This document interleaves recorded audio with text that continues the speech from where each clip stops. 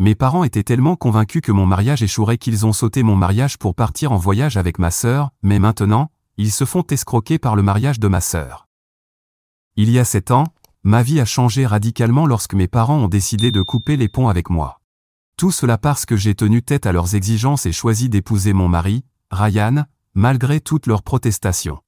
C'était l'une des décisions les plus difficiles que j'ai jamais prises, mais je savais au fond de moi que c'était la bonne pour moi. Mais ce n'est qu'un résumé de mon histoire, cela ne montre pas toute l'ampleur de la situation. Laissez-moi vous expliquer. Ryan vient d'un autre pays. Il est venu ici pour poursuivre ses études supérieures, et nous nous sommes rencontrés à l'université. Nous avons essayé de rester de simples amis, mais avec le temps, il est devenu évident que notre lien allait bien au-delà de l'amitié. Nous sommes tombés amoureux et avons décidé de tenter notre chance en tant que couple. Et comme vous le savez, cela s'est avéré bien mieux que ce que nous espérions. Malheureusement, mes parents ne voyaient pas les choses de la même manière. Ils étaient fermement opposés à notre relation dès le début. Mes parents avaient des opinions bien arrêtées et pensaient que je pouvais trouver un homme meilleur que lui. Ils pensaient que les origines de Ryan et nos différences culturelles ne m'apporteraient que des problèmes à long terme. Ainsi, mes parents ont activement tenté de créer des problèmes entre nous, affirmant clairement qu'ils ne le considéraient pas comme faisant partie de la famille. Ils ont refusé de l'inviter aux événements ou aux vacances en famille. Même pendant des fêtes comme Noël, ils ne m'autorisaient pas à amener Ryan. C'était d'autant plus douloureux pour moi que le petit ami de ma sœur, que mes parents approuvaient, était toujours invité et traité comme un membre de la famille. J'ai toujours souligné à quel point leur comportement envers Ryan était injuste par rapport au petit ami de ma sœur, mais mes parents ne faisaient que se disputer avec moi. Ils disaient que le fiancé de ma sœur était quelqu'un qu'ils avaient approuvé parce qu'ils avaient été impliqués dans le choix, alors que Ryan n'était pas passé par le processus approprié pour faire partie de la famille. La seule chose qui aurait dû importer à mes parents, c'était la façon dont Ryan me traitait, mais ils étaient aveuglés et refusaient de le voir tel que je le voyais. C'est pourquoi, alors que Ryan et moi poursuivions notre relation, j'ai commencé à m'éloigner de mes parents. Ce n'était pas comme si j'avais choisi de les repousser, mais avec leur comportement, je n'avais pas vraiment d'autre choix. Chaque fois qu'ils rejetaient Ryan, l'excluaient ou me traitaient différemment à cause de ma relation avec lui, cela créait une barrière entre nous.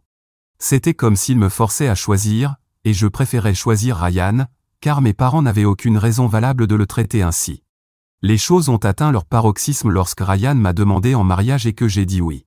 Lorsque j'ai annoncé nos fiançailles sur les réseaux sociaux, je n'ai pas reçu de félicitations de mes parents. À la place, j'ai reçu la fureur de mon père. Lui et ma mère m'ont tous deux ordonné de rompre immédiatement mes fiançailles avec Ryan, disant qu'ils avaient honte de l'avoir comme membre de la famille.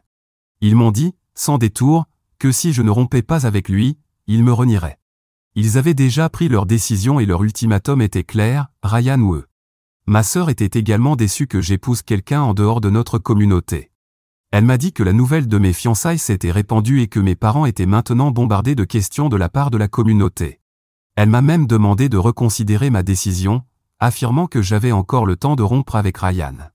Mes parents et ma sœur ont refusé de contribuer de quelque manière que ce soit et ont clairement fait savoir qu'ils ne voulaient pas être présents à mon mariage.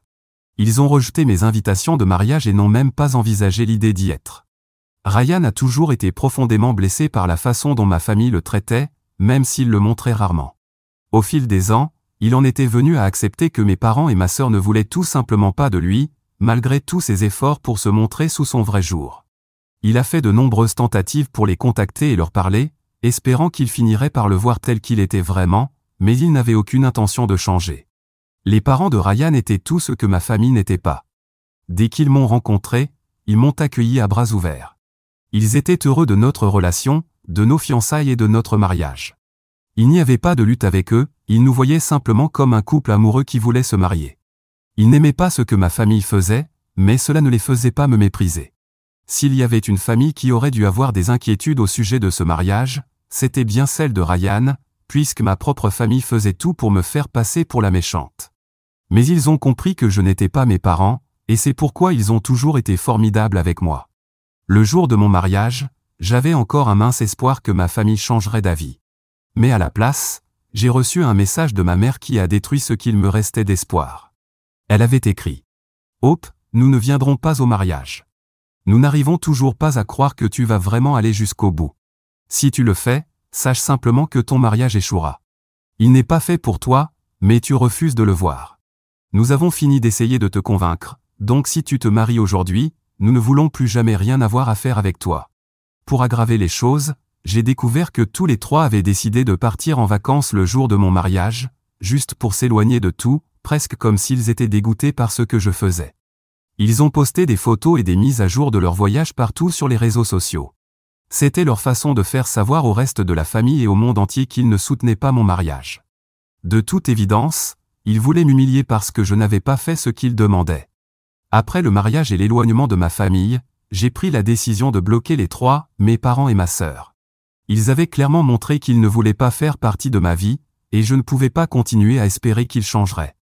C'était une décision douloureuse mais nécessaire pour ma tranquillité d'esprit. Depuis, ils n'ont pas essayé de me contacter non plus. Ils ont continué à vivre leur vie comme si je n'existais pas. Cependant, nous avons des connaissances communes, des membres de la famille et des amis, qui me transmettaient parfois des nouvelles d'eux, tout comme j'imagine qu'ils recevaient des nouvelles de ma vie. Par exemple, quelqu'un m'a dit que ma sœur s'était mariée peu de temps après moi. Elle a épousé le même homme que mes parents avaient approuvé, celui qui avait leur sceau d'approbation. Malgré tout, pendant toutes ces années, je n'ai jamais regretté ma décision d'épouser Ryan. C'est un partenaire incroyable et loyal. Il sait ce que j'ai traversé et il est resté à mes côtés à travers tout cela. Hier, ma grand-mère paternelle m'a contacté.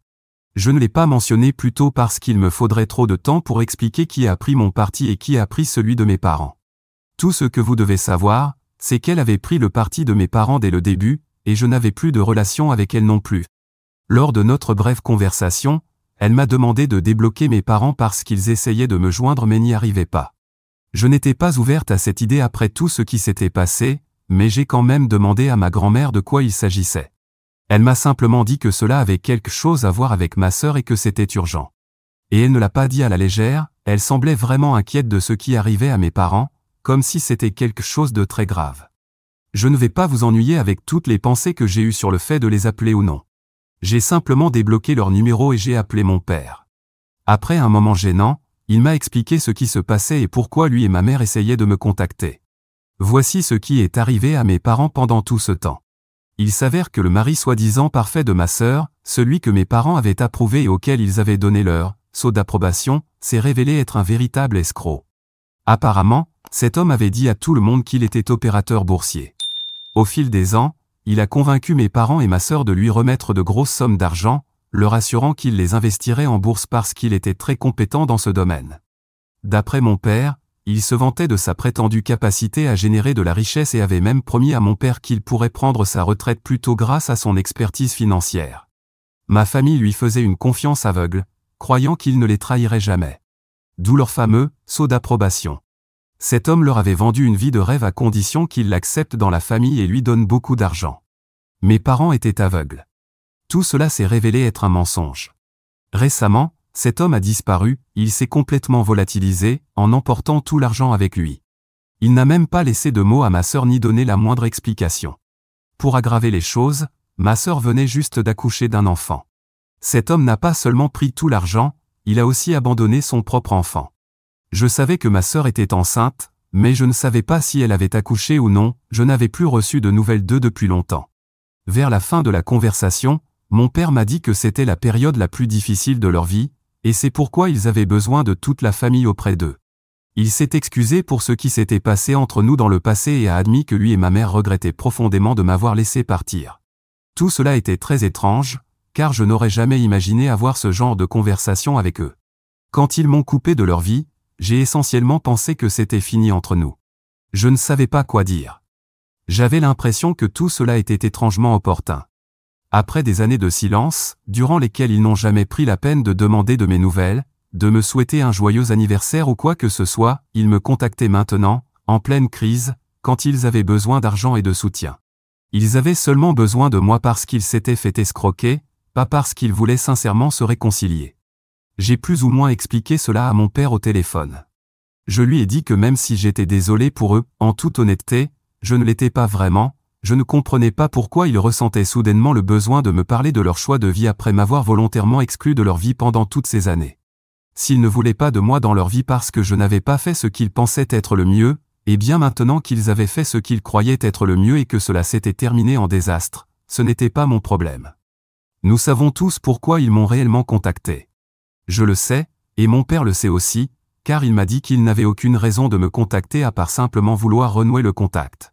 Il m'a dit que ma sœur traversait une période très difficile et avait besoin du soutien de toute la famille pour s'en sortir.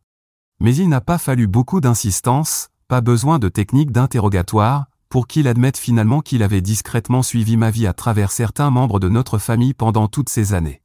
C'est ainsi qu'il savait que Ryan et moi allions bien dans la vie. Ce qui a suivi était encore plus inattendu. Mon père a admis. Tu avais raison depuis le début. Tu as épousé cet homme malgré notre désapprobation, et il s'est avéré être un homme bien, quelqu'un de fiable. Ta sœur, en revanche, a épousé quelqu'un que nous avions approuvé, et il nous a escroqué de tout notre argent. Maintenant, nous n'avons plus rien. Oui, c'était le même père qui croyait autrefois que tout ce qu'il disait était la vérité absolue.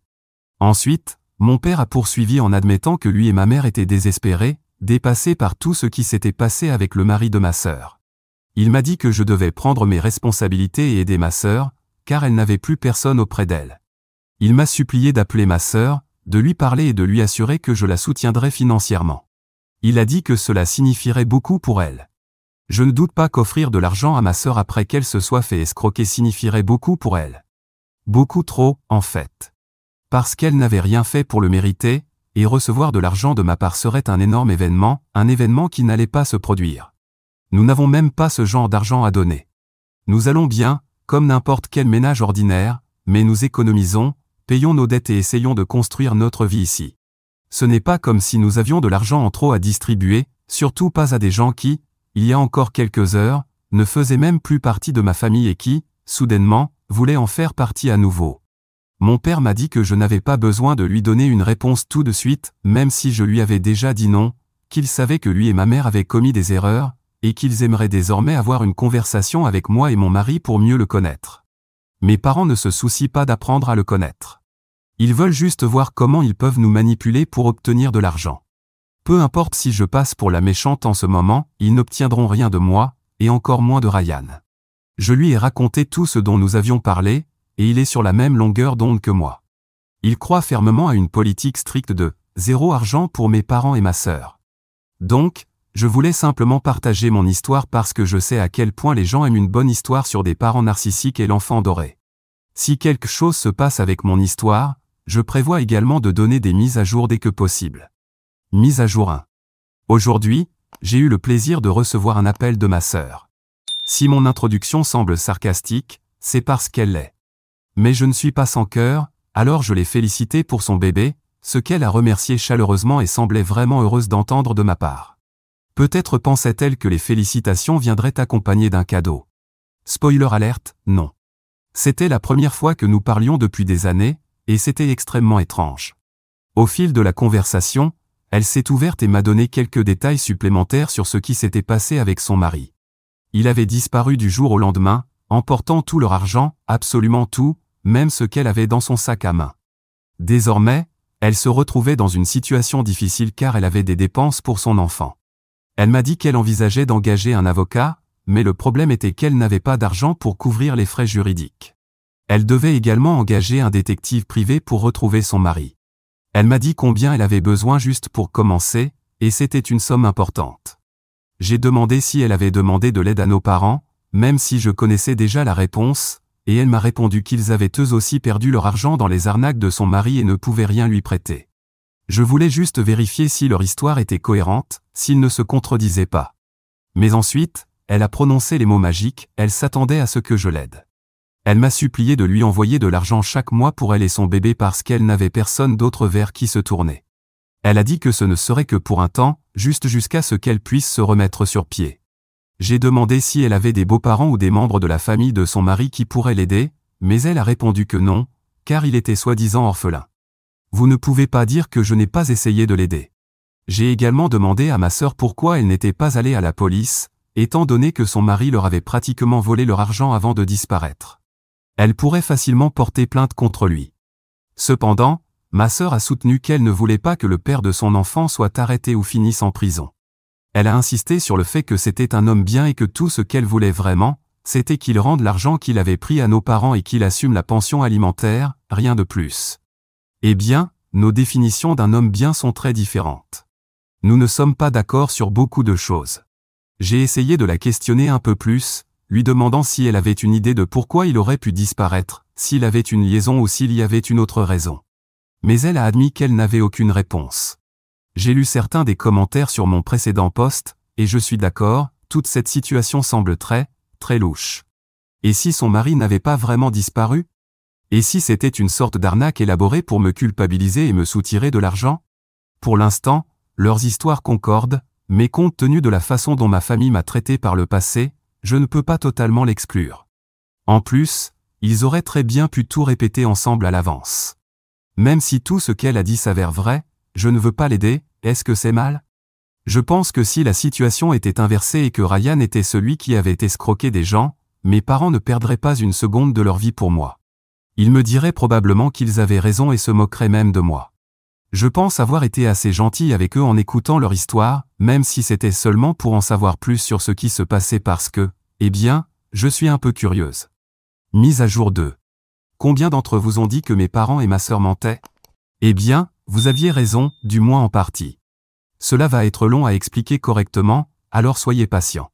Mes parents n'ont cessé de me mettre la pression pour que je change d'avis et que je les aide réellement face à la situation de ma sœur. Ma réponse était toujours quelque chose du genre « Écoutez, je ne crois pas que vous n'impliquiez pas la police ou des avocats si vous aviez vraiment été escroqué. » J'ai suggéré qu'ils me racontent la véritable histoire derrière tout ça, et peut-être que je pourrais envisager de les aider. Ne vous précipitez pas pour commenter, je n'avais en réalité pas l'intention de les aider. Je voulais juste continuer à insister pour découvrir ce qui se passait vraiment. Je ne le nierai pas, j'étais aussi investi dans cette histoire que vous tous, alors je voulais aller jusqu'au bout. J'aurais pu tout arrêter là, bloquer mes parents et cesser de donner des mises à jour, mais je suis engagé dans cette histoire maintenant. Au début, ils n'ont cessé de répéter la même chose encore et encore, ce qui était suspect car cela semblait répété. Et je ne me suis pas trompé, car c'était effectivement répété. Mais pas complètement. Finalement, quand ils m'ont dit ce qui s'était vraiment passé, bien que cela puisse encore être un autre mensonge, l'histoire était très différente de ce qu'ils avaient dit auparavant. D'après eux, voici ce qui se serait réellement passé. Ma sœur était mariée à un homme qui, selon mon père, était un homme bien. Donc, le sceau d'approbation de mes parents reste intact. Mon beau-frère ne s'en sortait pas trop mal dans son entreprise, il achetait des maisons ou des appartements délabrés, les restaurait, puis les revendait avec profit. Un bon parti, travailleur, intelligent et avec de l'argent. Du moins, plus que mes parents n'en avaient. Ils ont vu cela, surtout mon père, et ont voulu faire la même chose. Il a demandé conseil à mon beau-frère, mais celui-ci lui a dit que ce n'était pas une bonne idée de se lancer dans ce secteur à moins de vraiment savoir ce qu'on fait. Mon beau-frère travaillait dans ce domaine depuis des années, d'abord comme entrepreneur, puis en achetant et en vendant des propriétés. Cependant, mon père n'a pas écouté et a utilisé une grosse partie de son argent, plus un prêt, pour acheter un petit immeuble à plusieurs étages. Le plan était simple, le rénover et le louer comme espace de bureau. Mon père pensait que mon beau-frère l'aiderait et que tout le processus serait facile, puis que l'argent commencerait à affluer. Mais mon beau-frère l'avait prévenu, et il avait raison. La propriété nécessitait plus de réparations que prévu, et mon beau-frère ne pouvait pas les faire parce qu'il était occupé avec ses propres projets. De plus, mon père s'attendait à ce que mon beau-frère travaille gratuitement, du moins en ce qui concerne son temps. Mon beau-frère a essayé d'aider il y a quelques mois, ce qui est le moment où tout cela s'est produit, mais seulement en visitant la propriété et en donnant quelques conseils. Cependant, comme je l'ai mentionné, c'était un mauvais investissement dès le départ. Mon père avait prévu d'utiliser le reste de ses économies pour restaurer la propriété et vivre confortablement. Mais il allait avoir besoin de beaucoup plus d'argent.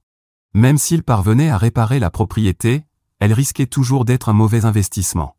L'endroit n'était pas idéal pour des bureaux pour plusieurs raisons, que je ne détaillerai pas, car ce poste est déjà bien long. Pendant un certain temps, ils ont fait pression sur mon beau-frère pour qu'il les aide, soit en leur accordant un prêt, en contribuant par son travail, ou en faisant quelque chose pour rendre la propriété rentable. Mon beau-frère a refusé. Et puis un autre problème a éclaté dans la famille, ma sœur avait été infidèle. Encore une fois, il y a plus de détails qui rendraient cette mise à jour trop longue, mais mon beau-frère a découvert que l'enfant n'était pas le sien et a quitté ma sœur du jour au lendemain. Donc, comme vous pouvez le voir, une partie de l'histoire de mes parents était vraie, mais la raison pour laquelle ils n'allaient pas voir la police ou un avocat était un mensonge. Ma sœur n'avait aucun recours légal, et mon beau-frère n'avait pas disparu. Ils ne les avaient pas non plus escroqués, mes parents s'étaient escroqués eux-mêmes avec leurs idées d'argent facile sans effort. Et où est-ce que j'interviens dans tout ça? Pour commencer, mes parents voulaient que j'aide ma sœur avec son enfant. Le vrai père n'est pas stable financièrement, il travaille dans un supermarché en gagnant le salaire minimum. D'après mes parents et ce que ma sœur a dit, ce n'est pas suffisant pour subvenir à ses besoins et à ceux du bébé. Il n'a même pas d'emploi stable, seulement des emplois temporaires, car il voyage constamment et fait ce genre de petits boulots pour s'en sortir. Mais mes parents voulaient aussi que j'aide à payer les réparations de leur investissement. C'est bien au-delà de nos moyens. Nous avons une maison que nous remboursons, des dépenses comme les voitures et d'autres responsabilités. Je ne sais pas pourquoi ils ont pensé que je pouvais me permettre d'investir autant d'argent. Attendez, investir est le mauvais mot. Ils voulaient que je leur donne de l'argent pour qu'ils aient quelque chose pour leur retraite. Clairement, quelqu'un leur a raconté des choses sur moi qui ne sont pas tout à fait vraies. Mais si ce sont des proches de mes parents, je suppose que c'est de famille, peut-être. Quand j'ai expliqué ma situation en détail, j'ai cru entendre leur cœur se briser de l'autre côté du téléphone. C'était une chose de demander quelques centaines de dollars pour ma sœur, ce que je n'allais pas donner non plus. Mais des milliers? C'était complètement hors de question, et hors de toute réalité raisonnable. À moins qu'ils ne puissent ouvrir un portail vers une autre dimension où ils nagent dans l'argent, je pense que leurs chances vont de 0 à négatif. Une chose positive est ressortie de tout cela, je ne regrette pas d'avoir été le porteur de mauvaises nouvelles pour mes parents. Mise à jour 3. Des gens m'ont demandé plus de détails, alors j'espère que c'est le dernier chapitre de l'histoire de mes parents et de ma sœur. Une chose que j'ai oublié de mentionner, c'est que mon beau-frère avait déjà divorcé de ma sœur avant ma précédente mise à jour. Il n'a pas eu à lui verser d'argent parce que la raison du divorce était son infidélité. Sinon, elle aurait probablement obtenu pas mal d'argent. Elle reçoit aussi une pension alimentaire pour l'enfant, mais c'est le montant qu'un hippie qui vit sur la route peut se permettre. Personne ne lui a dit que si elle allait tromper son mari, elle aurait au moins dû le faire avec quelqu'un qui pouvait la soutenir financièrement. Je sais que tromper, c'est mal, mais je me demande si le véritable père du bébé répond aux critères d'approbation de mes parents. Désolé de ne pas leur avoir demandé. Mes parents ont finalement vendu la propriété à perte. Bien que, d'après ce que je sais du marché immobilier, c'était probablement le prix qu'ils auraient dû payer dès le départ s'ils avaient voulu investir de façon réaliste et éviter de perdre de l'argent. Maintenant que je ne leur suis plus utile, mes parents ont probablement recommencé à se souvenir à quel point ils me détestent, moi et mon mari. Mais ce n'est pas grave, parce qu'il est temps de les bloquer et de passer à autre chose. C'est difficile à faire, car ils me fournissaient les meilleurs potins que je pouvais imaginer, mais il est temps de les laisser partir. Alors, avec ceci, je vous dis au revoir à tous. Eddie, j'ai envoyé un message à mon père pour lui demander s'ils approuvent le véritable père de leur petit-fils, et après plusieurs heures à m'avoir laissé en vue, ils n'ont toujours pas répondu. Maintenant, je les ai enfin bloqués.